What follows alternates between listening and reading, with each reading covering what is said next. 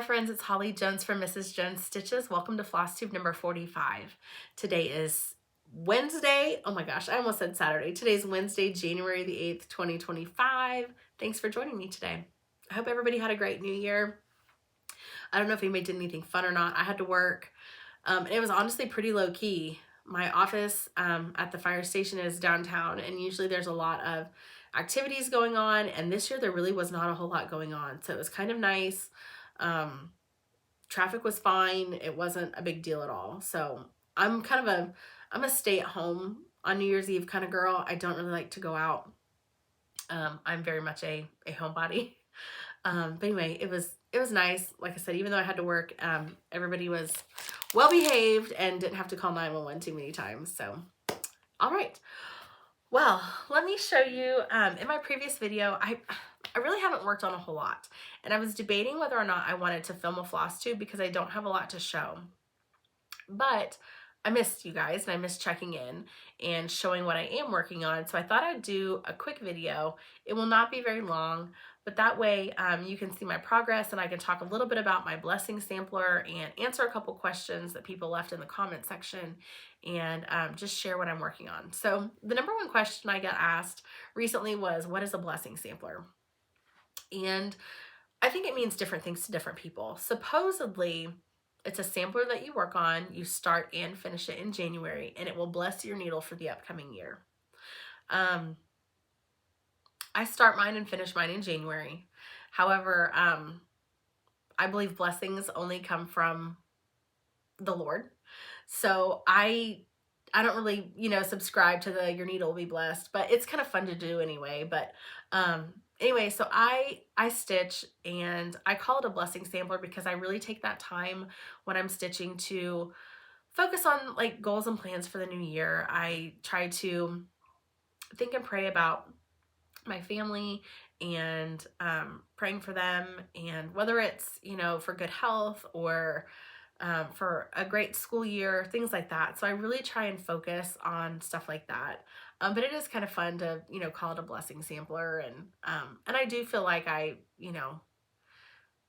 like stitching on them. So anyway, I won't get too religious or anything like that, but anyway, I enjoy a blessing sampler. So anyway, I want to show you my blessing sampler I did for 2024, and it is a blackbird.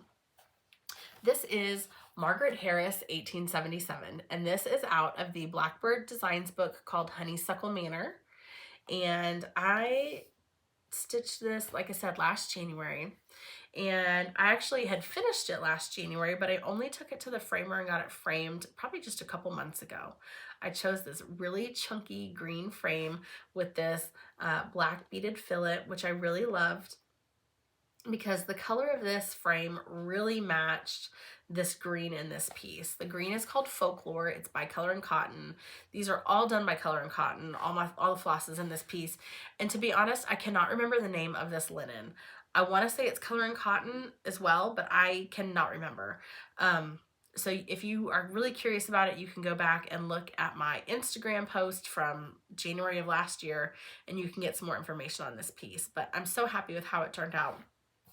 And truthfully, that's what really inspired me to stitch Blackbird all year long, because I just love them. They're so pretty.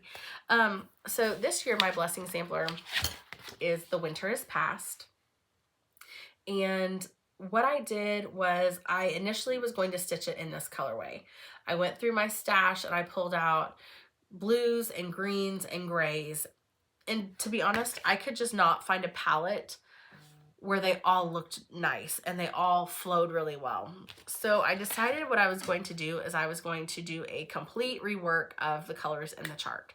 So I went with more pastel, kind of dusky vintage colors, and I'll show those to you right here.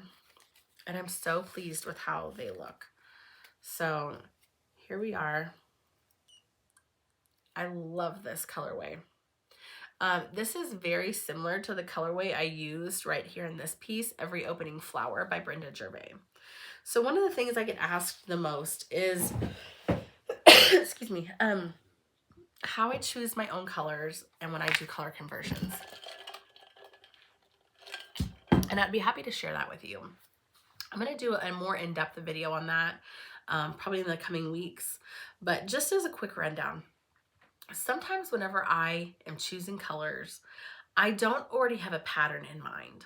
One of my favorite things to do is I pull out all my color and cotton and I just start pulling colors that I think look great together. Whether it's kind of a more dusky vintage palette, whether it's more bright colors, whether it's kind of bright pastels. I love to play with my thread. So what I do is a lot of times I will pull color palettes that I just think work well together. And then I will put them on a floss ring, which is just a binder clip, and I just leave them for a little bit until I find the right piece. So I actually pulled this for this piece, but that's generally how I kind of choose my flosses is, you know, what came first, the chicken or the egg? So sometimes the floss palette comes before I choose a pattern to stitch with it. So anyway, this all is right here. It all goes well together. Now, I will have posted the progress on this piece in the opening section of the video. The piece is still in my hoop right now because I was literally working on it right this morning, and I'm in a really good spot. I've got a good kind of groove going, and I don't want to take it out of the hoop right now and then re-iron it. So what I will do is I will show you what it looks like right now in the hoop, and then we'll kind of go from there. So here is my piece as it is right now. I love these colors. I love the blues for the sampler, for the alphabet.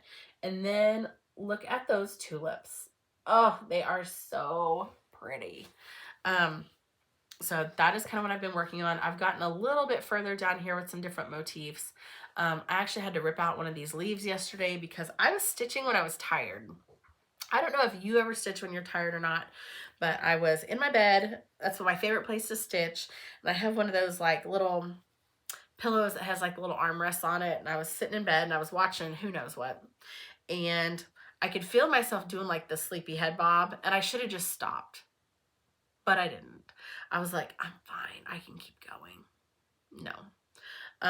The next morning when I woke up and I was like, oh, I'm going to stitch a little bit. I looked and my stitches looked like garbage. They, instead of, you know, crossing 2 threads to complete the X, it's like I crossed 4. Like I was tired.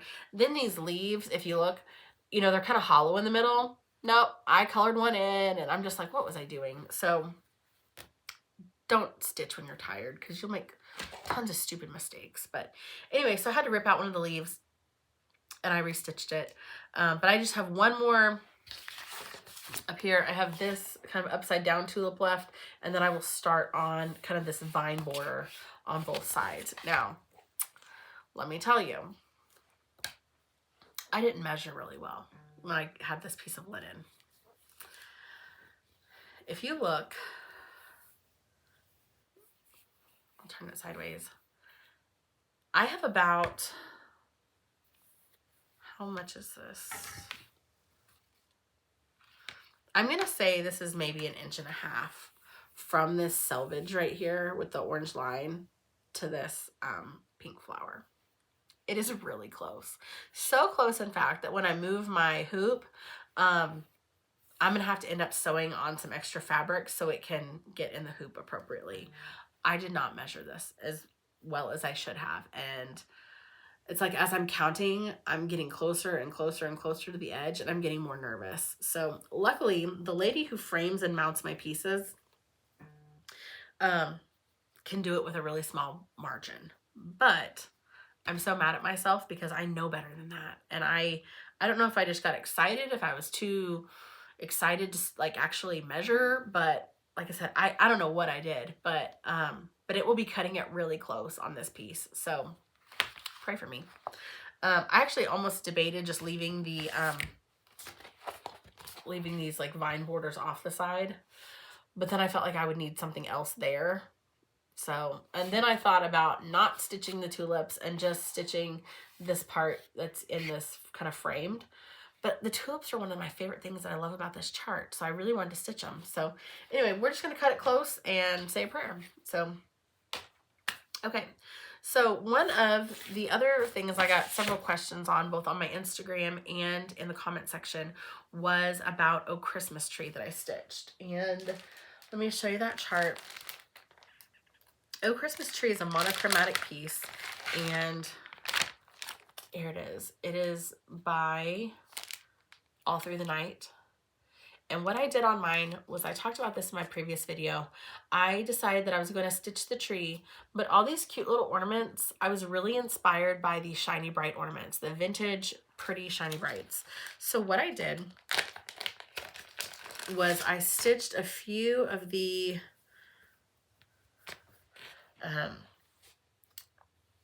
branches of the tree. And then I started filling in some of the ornaments with colors that reminded me of Shiny Bright ornaments. So I had a lot of people ask me for my colors that I use, and I'm happy to share those. My tree and branches, this right here, is Fritz by Color and Cotton. I didn't want to go with a really, really dark, like evergreen green. So I went with kind of a medium green. And then let me show you the colors that I chose for the ornaments. Now what I did when I chose the ornament colors is I went on Pinterest and I searched for vintage Shiny Bright ornaments. And there are so many pretty pictures that came up with, you know, all the ornaments like arranged on a tree or in a dough bowl. Excuse me. So what I did was I looked at those colors, and then I pulled out all my Color and Cotton, and I just started kind of playing around to what colors looked similar. So here's what I pulled. Now, with that being said, I haven't used all these colors in here yet. So sometimes I end up pulling colors that just coordinate, but I don't end up using them. But I have them in case I need something that's a shade darker or a shade lighter. So let me show you what I have. I have Lamb's Wool, Almond Latte, which is one of my favorite browns. It's just kind of a like a warm hot chocolate brown. My dark red is called Ferris Wheel. And it actually is looking a little bit more orange in this picture. It is actually kind of like a red vintagey, kind of a dusty red. This is a Gentle Art thread, and I actually got this in my Kitten Stitcher Advent box. This is called Poinsettia. And then we have Rose Petals. My yellow is called Goldilocks. My light green is Mesquite. The color I used for the actual tree is Fritz. My Shiny Bright green is called Fairway. And then my two blues are Wintertide and Flurries.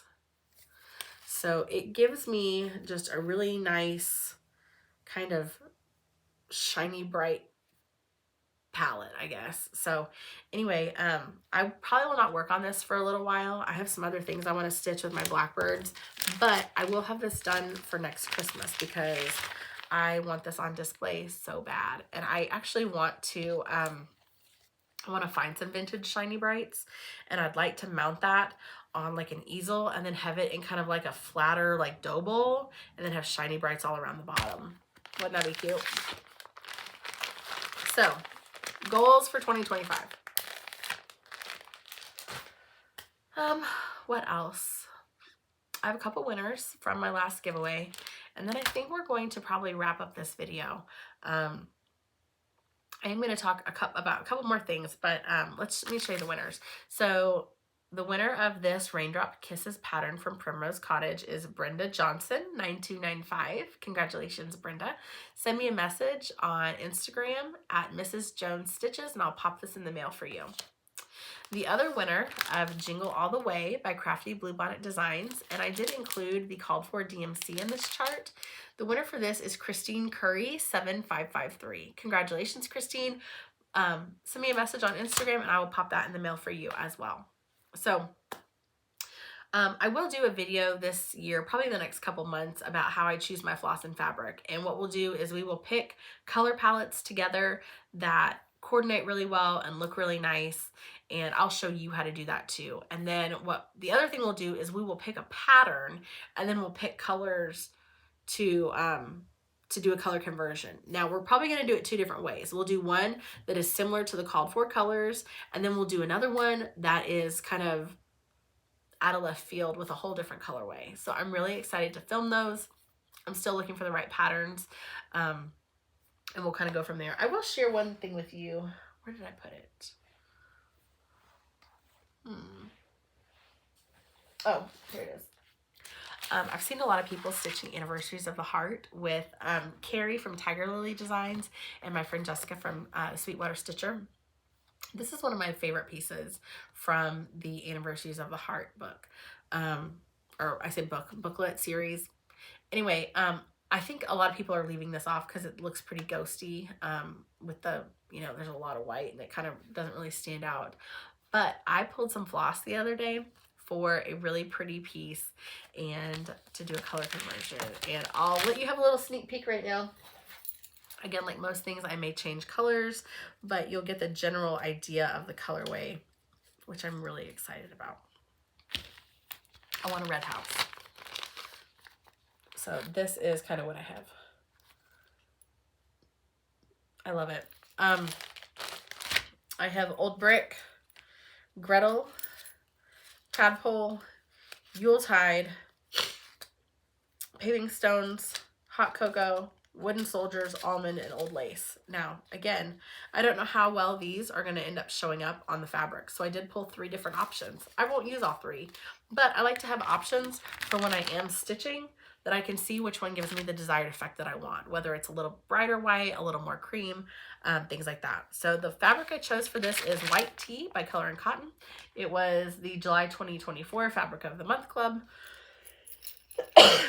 So anyway, I do want to say something, and I said it, this is the second time I filmed this video because I didn't like how I did it the first time. One of the things I want everybody to know, I've been a part of the Color and Cotton Thread of the Month Club for 8 years, probably. With that being said, there's a lot of colors I have that are not widely available. Some of them have been discontinued. Some of them are limited edition or special edition because her dye lots can change based on the dye that she receives. So she does her best to make sure that the dye lots are consistent, but other factors can, you know, change the color of the dye lots, the humidity. I don't know what else, to be honest. Maybe like the temperature of the water. I don't know. I'm not a dyer, but they can fluctuate slightly. So with that being said, sometimes when I pull colors, they are not widely available. I don't do it on purpose. I tend to pull colors that give me the aesthetic that I want. But I do get asked quite frequently for color conversions and substitutions. So, like with this palette for The Winter Has Passed, there are certain colors in here that are not available anymore. So, what I would suggest you doing is contacting the shop. You can email them, you can call them, and tell them what you want. For example, let me find one that I know is not available. My favorite blue is not available. This is called Viridian. It is a blue, kind of silvery blue-gray. Doesn't make it anymore. The closest color substitution that I can find is DMC 927. Very similar. Very similar. So with that being said, there are options out there.